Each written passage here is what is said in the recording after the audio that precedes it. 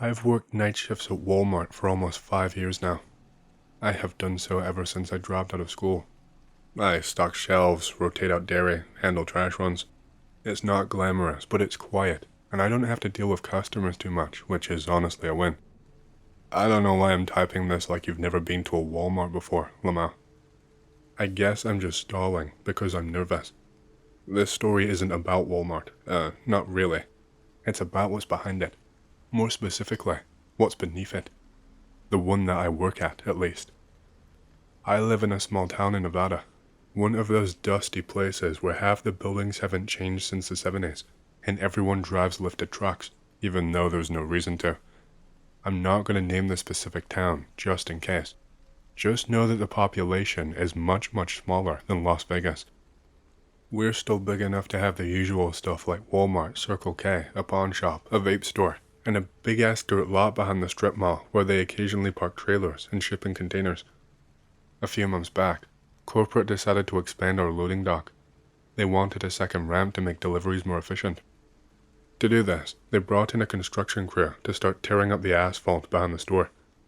Second night into the demo, they hit something. It was loud enough for us to hear inside, like steel being peeled open.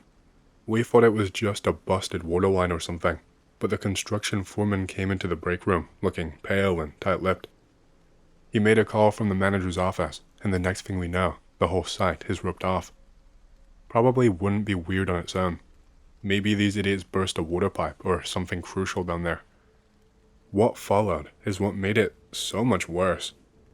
The next day, 2 black unmarked SUVs rolled in, plus a couple guys in dusty tan uniforms. They had no patches and no agency IDs. One of them talked to our store manager. The rest stood around the site with rifles and clipboards, like they were doing recon in a war zone. That part was not normal. But you learn not to ask questions out here. Especially when desert types in government gear show up. I mean, what the fuck was I gonna do? From what I could piece together from the overnight crew, they cracked into some kind of sealed tunnel. The ground around just gave out. Asphalt, rebar, and concrete all just crumbled into this long, dark hole that had been buried beneath our back lot. I saw it myself 2 nights later. Our assistant manager, Tina, let me out for a smoke break early. She's pretty chill, so she wasn't really bothered about it. I wandered back behind the dumpsters, trying to get some quiet, and saw that the construction site was still taped off. But no one was there though. The machinery was all gone. The black SUVs were not around anymore. They just left it open. Curiosity got the better of me. I stepped over the plastic tape and peeked in. It wasn't natural at all. The sides of the hole were not jagged like a sinkhole.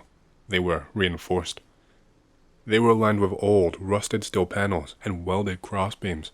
The hole dropped maybe 10 feet before flattening out into a horizontal tunnel, perfectly round, maybe 6 feet in diameter. There were old markings along the top of the wall, faded stencils, numbers, arrows pointing inward. There was some kind of writing, some kind of code or something, but I couldn't fully make it out. Like a mix of numbers and letters, and then I think I remember it saying, door. But there was no door, just the tunnel, curving slightly left and disappearing into darkness. I got the strongest sinking feeling I've ever had in my life. It did not seem like I was supposed to see this. But why just leave it open like this? Later that night, I asked around. One of the older stock guys, Alan, said it's not the first time something like this has happened. A lot of weird shit buried in this part of the state, he told me. Old missile silos, fallout shelters, chemical storage. Government like to dig and forget. I thought about reporting it. I really did. But the next morning, we all got pulled into a surprise staff meeting. The store manager said the construction was on hold indefinitely, and that the area behind the store was off limits due to a structural hazard. She was clearly reading off of something rehearsed. She also told us very firmly to not talk about it, to not post photos, and to not bring it up again. Of course, I could not stop thinking about it. A week later, weird shit started happening. Weird how? Let me be specific. The dogs in the neighborhood behind the Walmart started barking every night, non-stop, at the empty construction site, like clockwork, to 11 a.m. sharp. A weird hum started coming from the back wall of the loading dock. You couldn't hear it unless you stood right against the concrete. Then it buzzed up through your spine like you'd hit a tuning fork. Alan went missing. Didn't show up for his shift one night. His car was still in the lot, door cracked open, coffee in the cup holder. No note, no phone, no nothing. Cop showed up, shrugged, called it a personal disappearance. Then I had my own encounter. About 4 nights ago, I went out for another smoke break. Tina was inside handling some guy who had pissed himself in the toy aisle, so I slipped out alone. I didn't go near the tunnel, just up by the fence. And then I heard something underneath me. Not footsteps, it was more like shifting. Something large moving through soil. Wet sounds like mud being pulled through metal. And then, breathing. It came from under my feet and not the tunnel itself. Something was below the asphalt and shifting in place. I dropped my cigarette and ran inside. I haven't gone out there for a smoke break since. Last night was the final straw. I was wheeling a pallet of bleach toward aisle 12 when the overhead lights flickered. That's not unusual because we've got bad wiring, but when they came back on, I saw wet footprints on the tile. Not shoe prints, bare. Human looking, but the wrong proportions. Too long, toes too spaced, skin textured weird, like it had been soaked in formaldehyde. They led from the loading dock all the way to the walk-in freezer, then stopped. Just vanished. I followed them slowly. I don't know why, it felt like I had to. Inside the freezer, nothing, but the air smelled off, like old pond water and dust. And one of the milk crates was melted. Not broken or crushed, but melted, like someone had pressed something hot and wet against it for a long time. I left early, told them I felt sick. I wasn't exactly lying. Something is down there. Something older than the store, older than the asphalt, older than the concrete. I don't know if the government is involved and they caused all of this, or if it's something else, but with how the tunnels looked and constructed, I would wage pretty heavily that they have their hand in this. Whatever it is, it's now wandering around. OP here. Since I posted originally, a lot has happened. I wish I could say things got better, but they haven't. If anything, the whole situation has spiraled further into what I can only describe as a nightmare with no waking up. First off, thank you to everyone who replied here and gave me advice and warned me not to go near it alone, or suggested I contact journalists or federal agencies. I thought about it, but I am stuck between two realities. Either no one will believe me because there is zero proof, or I will disappear like Alan, and that thought terrifies me more than the tunnel itself. I still have no idea what happened to him, by the way. I don't know whether he was disappeared, or he used common sense and got the fuck out of here before something bad happened. A few nights after the footprints in the freezer, I decided I needed answers. I couldn't just wait for something to crawl up through the floorboards and drag me into whatever hell lies beneath. I borrowed an industrial flashlight and a roll of duct tape from the store and went back after closing. No one was supposed to be there, and the lot was empty, except for the faint glow of street lamps. I approached the hole again. It was bigger than I remembered, but maybe they'd torn away more asphalt since then. Or maybe I had just noticed now. The tunnel's opening looked like a big wound, and it swallowed up all the light. Visibility was a bitch. I taped my flashlight to a broomstick, dangling it down about 10 feet to get a better look. The beam caught a faint shimmer deep inside. Wetness. Something slick coated the walls. And then I heard it. That breathing, slow and heavy. I shined the light further. The tunnel didn't just continue straight, it sloped down sharply. The bottom was covered in muddy water, which was black and oily. I dropped the light by accident. Fingers just slipped because I was trembling. It made a plop and sank. No sound of it hitting solid ground. No bottom. I wanted to call it quits then and there, but I'm stubborn. I left a small camera, a cheap disposable one with a flash, taped to the edge of the hole, pointing down. I hoped it would capture something overnight. The next morning, the camera was gone. No sign it had been moved or taken, it was just gone. I'm convinced something is down there in the fucking tunnel, but I don't know what, and I don't have any solid proof, aside from what I've experienced so far. The neighbor's dog won't stop fucking barking. It has gotten worse, Always really late at night, like at 2 a.m. It never did this before. My neighbor's old beagle, Rosie, won't stop howling and pacing, eyes locked on the Walmart lot. I've never been a dog whisperer, but that poor dog seems terrified. The other night, I saw her stare directly at the lot for nearly 20 minutes, growling low in her throat, hackles raised. I don't know if I'm just imagining things anymore. Maybe the dog can sense it and just knows. Or maybe I'm making connections where there are none. The other night, the strangest thing happened to me. I was locking up the store alone when the lights flickered again. The power blipped twice. It was nothing unusual until I caught movement reflected in the freezer glass doors. It was a figure, I fucking swear it. It didn't have a face I could say. It was just a blur of darkness. It vanished as soon as I blinked. I spun around. No one there. I've been digging through online archives and local forums. Turns out, there's a lot of classified military stuff buried in Nevada. Stuff like decommissioned missile silos, experimental test sites, fallout bunkers, but nothing officially documented underneath this Walmart. Nothing to explain a tunnel with no bottom, or a door that's never been opened. One older local I spoke to, who was a retired engineer, warned me to stay clear. He said, some things are meant to stay buried. The government sometimes hides more than they tell. Better you don't poke the hornet's nest. I just keep thinking about Alan. He disappeared the same week the tunnel was exposed. I don't know what happened to him. The police have no leads. It's like they're trying to be unhelpful on purpose. Keep brushing me off and saying they'll get to it, but they aren't really taking it seriously at all. I told myself I was done with this, but I needed some kind of closure. Whatever is going on with the tunnel is moving at a snail's pace, so who knows when it will be finally sealed back up. I decided to bring my friend Nate with me. I'm honestly not even sure how I got him to agree to it. Was probably afraid I'd get myself killed or arrested. Who knows what kind of chemicals or whatever could be down there. He works nights at the auto shop just down the road. He knew about the tunnel and the sinkhole, but none of the details. It was kind of a rumor flying around town that got progressively more embellished by each person that told it. He brought a crowbar with him.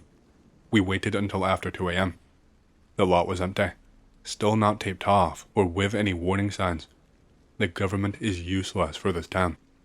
No one really cares. We brought flashlights and some rope.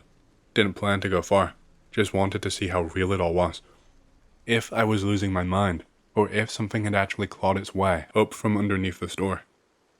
The tunnel wasn't as steep as I remembered, but it got cold fast. The walls were slick with condensation and something oily. The metal felt old. Welded seams, corroded bolts, faded numbers painted in blocky stencils. Some of the markings were scratched out. Others had arrows pointing deeper in. We kept going for maybe 10 minutes before the tunnel widened. A split in the wall led to a kind of side chamber, not fully finished. It looked like someone had been squatting there at some point. Ratty blankets, rusted cans, a broken camp stove half melted into the floor. There were even burn marks on the ceiling. Was someone fucking living down here? The smell was awful, like stale water and iron with a hint of something sweeter underneath, like rotting fruit maybe. There were claw marks in the steel near the entrance. Fucking claw marks. Maybe a few weeks ago I might have chalked it up to metal scraping metal, but nope. These were deep and not fresh. I know what I was fucking seeing. We didn't see anyone or hear anything, thankfully. We just looked at each other, shook our heads, and decided to head back without a word. Way too fucking dangerous to stay. I haven't bothered with it since. I just wish the government would hurry up and do their fucking jobs for once, because that hole gives me the creeps just looking at it. I mean, come the fuck on. How long does it take to just seal it up? There's been a whole shitload of minor to moderate creepy happenings, but the one major one I was involved in was pretty fucking weird, but didn't seem malevolent. Up in the woods, a few dozen miles from a town named Kalispell in Montana. Huge group of friends at a lake I'd found, about halfway up a mountain. Water is absolutely crystal clear, and there is this pretty neat little island in the middle, no bigger than like 50 square feet that's just overgrown as fuck. We've got a bonfire lit before the sun is even going down. Everybody is having a good time. I think I need to take a second to note that I'm spending most of my time swimming, whereas everyone else is chilling around the bonfire. At this point, it's starting to get dark, and I figure swimming in a mostly unknown lake in the dark is pretty fucking stupid, so I decide to swim back. Sun is just setting over the tops of the trees as I am swimming past the little aforementioned island. I suddenly hear this weird flapping / buzzing sound from my right by this little island. Think to myself, oh fuck, great. I just pissed off a giant hornet's nest or something and got ready to dive like the little pussy I am when it comes to stinging insects. 2 seconds later, there is this really weird little bird checking me out. If I had to describe it, I'd say it looked a little bit like if a hummingbird fucked a peacock. It was a pretty neat looking little bird, actually. Very bright colors and very intelligent looking for a bird. Flew like a hummingbird. Wow, this little thing is looking pretty cool looking. Start treading water to look at it, because I've never seen one of these in my entire life. I'm getting the bird equivalent of the bird stare the entire fucking time. Don't know if I want. Assure the bird out loud that I'm not here to fuck with it, just enjoying the water. Not in any serious way. It was an offhand remark. Same way I ask my dog how his day has been when I get off work. Little bird understands me. I do not know how I know this. Sudden compulsion to touch the bird. Extremely strong. Attempt to lift one hand out of water while still treading water to touch the bird. Suddenly, everyone is screaming at me to get out of the lake. What the fuck am I doing? Oh my god, etc. Weird trance I did not even realize I was in is now broken. I assume there's a bear or something coming to eat me, and just start swimming, dry land reached with no ill effects. Everyone is still freaking the fuck out. Many people have noped right back down to the trail, back to the vehicles. Nothing is after me. Nothing is attacking. Everything is cool as far as I can tell. Friend of mine named Josh is fucking screaming in my face, asking if I'm alright. What the fuck? I'm fine. There was this pretty cool little bird. Would have let me touch it if you hadn't freaked it out. The fuck are you all going apeshit about? It is then explained to me that the second after the sun went down, a giant ball of green light shot out of the middle of the island and started hovering over me. I apparently stopped dead in the water, went slack-jawed, and was staring at it like I was hypnotized and talking to it in long strings of nonsense words. Nobody else saw a goddamn bird but me. Hey, I hope you've enjoyed the story so far. If you do and you want to hear more, please leave a like and subscribe to my channel, and leave a comment down below, as it lets the algorithm know that you like my content and it promotes it to more people. My goal for the channel is to hit 50,000 subscribers, and we're closing in fast, so thank you, and back to the stories. I was in my 20s at the time, young and full of ambition. At the time I was a raging alcoholic and drug addict, so my memory is kinda hazy, so I do apologize if most details aren't there, and major other events were left out. Now sober almost a year. Anyways, I moved to Salt Lake City, Utah from Arizona, and I had gotten a job as a service tech. One of these jobs I went on was adding devices for equipment on a string of gas stations, starting from St. George to Salt Lake, slowly working my way up the state to Salt Lake City, hitting every store that was needing devices. I cannot remember exactly where I was for the life of me, somewhere between Richfield and another town, one of those small towns in between. I had finished a store late at about 10 to 11 p.m. or so, and wanted to get to the next town over so I can continue my work in the morning, rather than drive 2 hours in the morning. As I'm driving down the highway, the Google Maps had told me to take this dirt road to get to the town I was working in next. Hesitant on why this was a route, I turned left into it. A long dirt road with nothing around me, pitch black darkness other than my high beams. About 5 to 7 minutes into my drive, my truck makes a sputter. It was an old 2008 work truck, piece of shit. I cursed under my breath and put it in park. I lifted the hood and nothing seemed to be wrong. I have mild mechanic knowledge.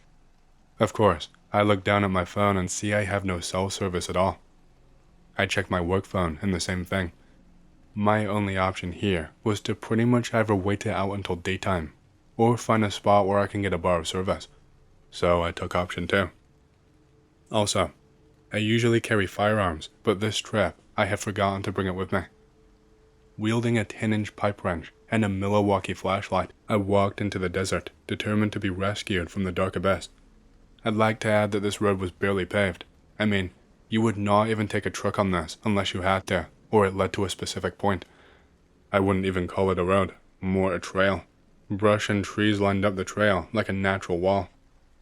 I am not an anxious person, or get scared very easily. I grew up in Arizona, so I was pretty used to the dark, quiet desert. Every step further from the truck made me feel more tense. I walked for about 10 minutes until I heard laughing. Kind of muffled laughing, something you'd hear out of a kid's show. Right behind me, I swung around quickly. Nothing. My boots are sinking into the mounds of sand as I quickly just keep pushing forward. My heart is beating out of my chest like a ticking time bomb. I hear it again, but closer, louder, like it was 4 to 5 feet away from me. I am fully sprinting into the desert brush and sand now, eyes darting like lasers around for somewhere to hide. I do not believe in paranormal or aliens or anything like that. I just figured it was some deranged desert hobo or something, or some sort of drug addict. The adrenaline coursing through me, I hid behind a rock that was nearby. Crouched down, my right knee hurting by all the rocks on the ground, but I didn't care. I needed to hide. The rock was one of those free-footage mound rocks. The moon was shining bright so I can see some things. As I am scanning the desert, I see silhouettes of 2 people running. I can barely make them out, but my eyes had them adjusted to the dark abyss. I forgot to mention, after a while of this running, I turned my flashlight off to not give away my location. I hear them, talking, but I'm far away enough to not be able to understand what they are saying. I literally sent out a message to my family and friends saying that I love them and that I'm sorry for anything I had ever done wrong in my life. They didn't send because I did not have any service, just coping in a traumatic event, haha. I am not a small guy. I'm 5'10", 240 pounds, but I was unarmed and outnumbered. And God knows how many others were out there with them and what they were planning on doing when I was found and helpless. I waited, but they did not leave the general location of where they were at, scrambling around like mosquitoes. I had thought of the only thing I could do. I grabbed 2 smallish rocks. I'm not religious, but I prayed to God that night and threw them far in a direction away from the truck and the road. I heard them scurry away towards the noise, shouting at each other as they trucked through the desert. I slowly crouch-walked through the brush, back to the truck. I forgot to mention this earlier, but I heard another set of stomping after the 2 had ran. There was confirmed 3 people in the desert with me. As I got closer, I could see the truck. I felt like I was in heaven. Every step was closer to salvation. My boots filled with sand with every stomp into the soft cold sand. Branches and brushes stabbed me into my cargo workbands. I hear them tailing me. For the love of God, I could not turn around. I did not even care to see who or what it was chasing me. I see the truck. The truck driver's side door is completely open. I had left it closed. I checked the back seat and flung the door open more. I flew into the driver's seat in the truck and did the most stupid thing ever, but it was the only thing I could think of. I started it. It took a couple of tries to start it, but it cranked and let out a roar. I threw the gear shifter in drive and drove. As I was driving, hauling ass down this dirt road, I see hooded people hiding along the sides of the road, ducking as I drove by, scattering into the darkness like roaches in a kitchen. I rolled down the window and chucked my pipe wrench as hard as I could right at one of them and sped off. I watched it do flips right into where they were. I yelled as I sped off into the pitch-dark desert night. Trails of dust followed the truck as I drove. Silence. Nothing but me and my heavy breathing, trying to make sense of the whole situation. I drove until I had seen town lights. I was sweating, white knuckles on the steering wheel, gritting my teeth, going at least 75 miles per hour. I got into the small town at around 12 a.m. I threw myself into a local 7-Eleven, looking terrified. The cashier asked me what's wrong, and I just asked her to call the sheriff's office. The sheriff was some old, burly-looking man. I am covered in tattoos head to toe, so he treated me as a criminal almost myself, lol. Turns out some hose had bursted. Do not remember exactly what it was. I got into town and called my boss, who was upset at the late-night call he was receiving. He was shocked at what I said, and said to call the sheriff's office and mechanic. Mechanic guy was super nice, and didn't charge me for repair. The cops weren't much help. They basically looked at me like I had been up too long, and I was hallucinating. I was not. Had asked me if I had taken drugs or have drank, and barely wrote anything on the report. The mechanic was telling me he had never heard of something like that in the area. I stayed in a motel that night. I believe it was a Motel 6, but I cannot remember.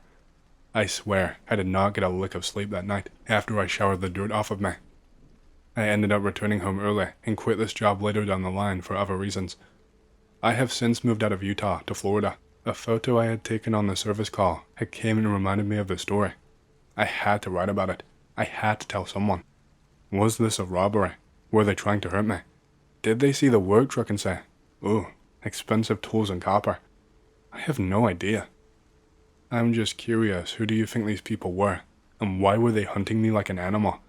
Has anyone had a similar experience? How close do you think I was to being murdered in the desert? The truck was looted. I remember all the wire, pipe, and some power tools were taken. We humans are not afraid of being alone in the dark, but finding someone else in the dark with us. Be 14 years old, chilling in the woods near my house. Live in the middle of nowhere, no one but my parents, sister, and my grand down the road. Decide to go to this awesome tree fort I had in the middle of the forest. On my way there, I smelled this sort of burning smell.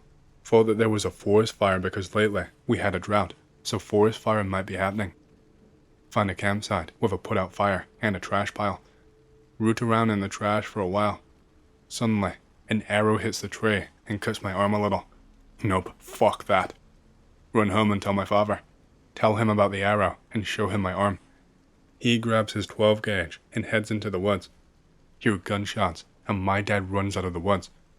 He comes back, doesn't say anything, and runs inside and calls a bunch of his buddies.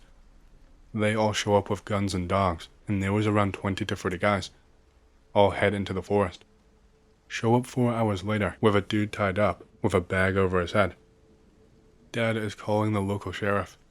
Go near him, and he's talking some strange language, but could be Spanish for all I know, and was wearing a bunch of animal pellets, and was covered in blood.